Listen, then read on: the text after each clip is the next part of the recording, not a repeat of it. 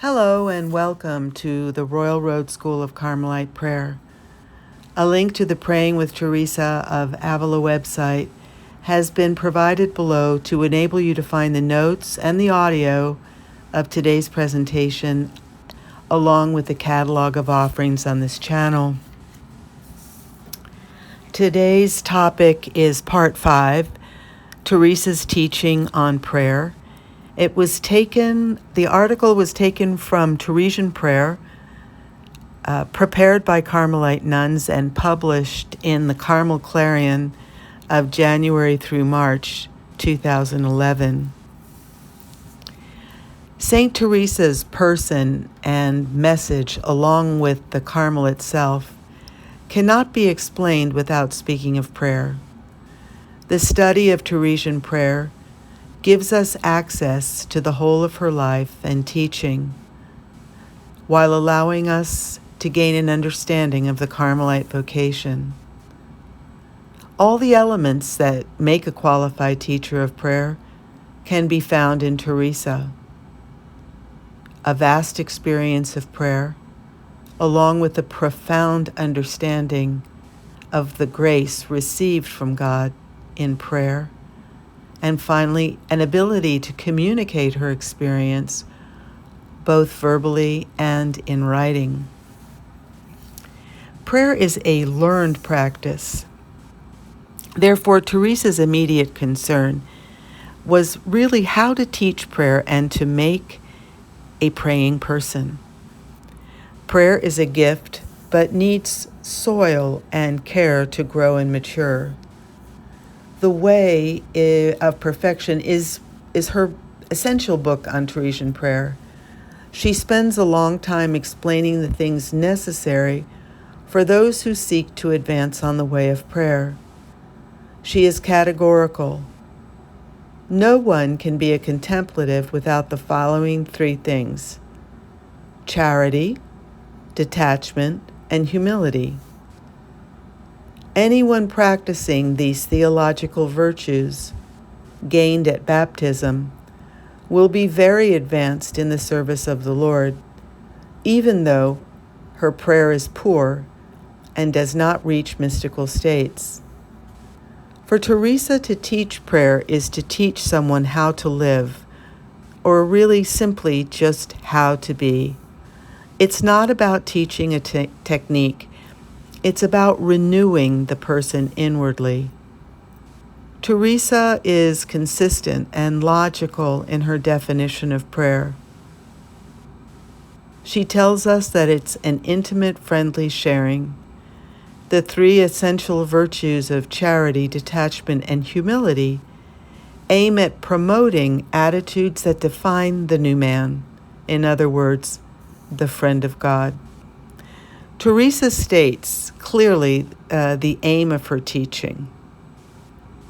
She says, "Do not be surprised about the many things I've written in this book, so that you may obtain this liberty. Everything I have advised you about in this book is directed toward the complete gift of ourselves to the Creator, the surrender of our wills to His. If we do not give ourselves completely, the treasure of prayer will just not be given to us." By the call to charity, Teresa wishes people to learn to relate with one another by being friends, in order that their relations with God keep maturing. By liberty or detachment for all created, Teresa stresses the importance of breaking with what binds us, to overcome the possessive appetite, to be free from all things. By humility, she teaches us to allow God to lead, and not to seek to counsel Him on the way He should lead us. Along with the necessary things, Teresa speaks about resolute determination. This is key in her teaching. It is a resolute determination against fears, for example, of theologians who state that there is no need for mental prayer, against internal resistance to engaging the way of love or the way of prayer because we are so slow in giving ourselves entirely to God. But what exactly does Teresa mean when she says resolute determination? Well, it's about freeing us from ourselves in order to embrace Him. To be determined is to turn to Him. It implies an attitude of pure love, love without a price. Even to beginners, she offers this rule. His intention must not be to please himself, but to please the Lord. In practice, it means to bear the cross of aridity or difficult prayer with courage. To be determined is to help Christ carry the cross and to not let him fall with the cross. In defining prayer for beginners, Teresa says, "What will they do here who sees that after many days there is nothing but dryness, distaste, and very little desire to draw this water?" Teresa answers, "He will rejoice and be consoled because God sees that without any pay, the soul is so careful about what he was told to do and helps Christ carry the cross and is determined not to let Christ fall with the cross." Again, Teresa tells the beginners, it's an important matter for beginners in prayer to start off by becoming detached from every kind of satisfaction and to enter the path slowly with the determination to help Christ carry the cross like good soldiers who desire to serve their King at no salary. The saint counsels her nuns to have the disposition of pure love. Take up that cross, daughter. Don't mind at all if the Jews trample upon you, if his trial can be lessened. This is the task, the only essential thing. Embrace the cross your spouse is carried, and understand that this must be your task. As for other favors, thank him for it as you would for something freely added on. This resolute determination must be radical, irrevocable, and persevering. It should place the person in line with God. If the friendship is to last and the love to be true, the conditions must be met. It is this determination that God is looking for. Teresa stresses other no less important elements. Among these, solitude stands out. It is the main element in the definition of prayer.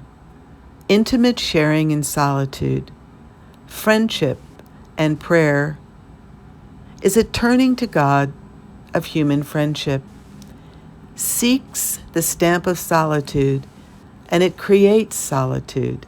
In fact, all prayer is essentially always in solitude.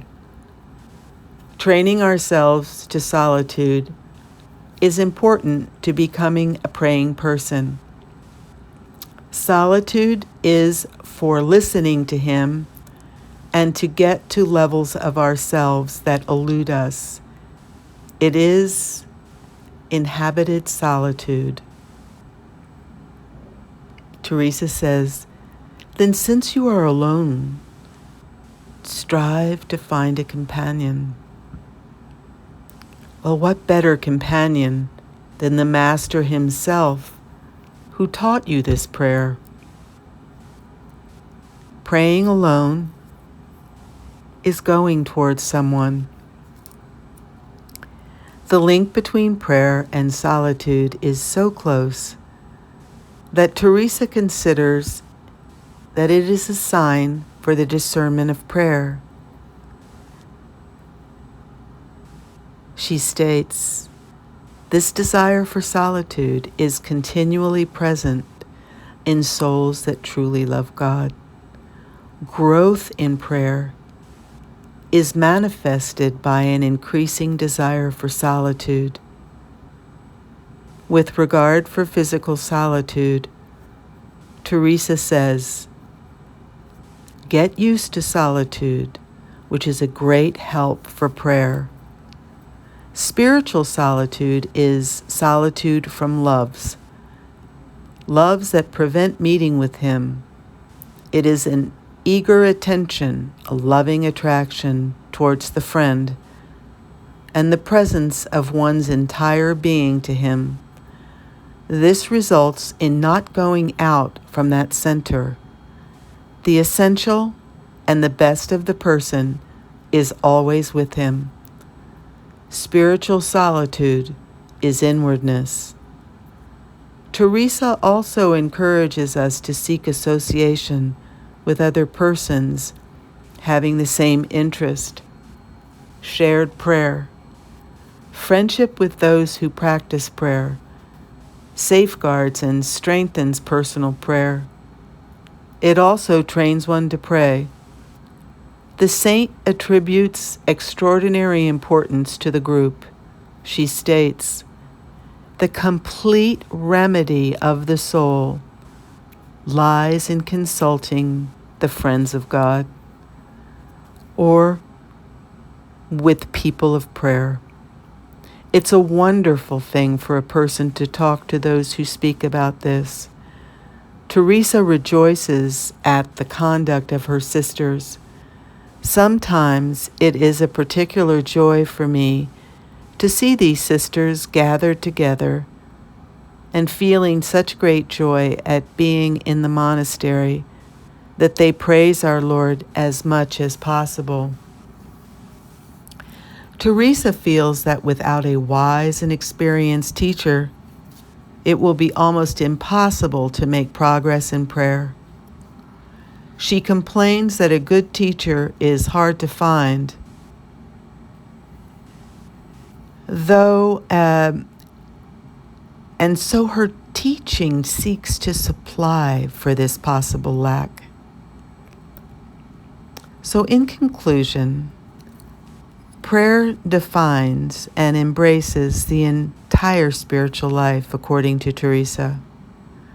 So in examining ourselves concerning prayer, we are really looking at what characterizes and identifies us within the church community. Amen.